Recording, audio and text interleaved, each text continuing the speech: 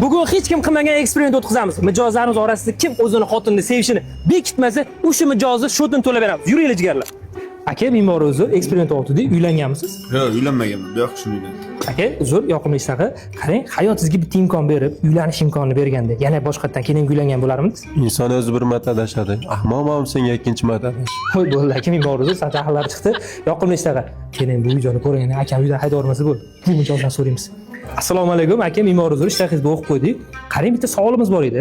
Hayot sizga ikkinchi imkonni berib, uylanish imkonini berganda, keyin bilan tanlagan bo'larmidingiz? Ha, albatta uylangan bo'lardim. Voy, bunaqasini ko'rmaganman lekin aka, yoqimli ishlar. Nima yeb ichgan bo'lsangiz, hammasi bizning hisobda, hammasi sizga tekin bugun. Rostdan bilmaganman. Hamma sizga aka. Rahmat. Bitta savol qiziq. Qanaqa bunaqa sevgi, bunaqa muhabbatga erishgansiz? Bizga hozir qiziq bo'lyapti. Kim sevgi deb aytdi?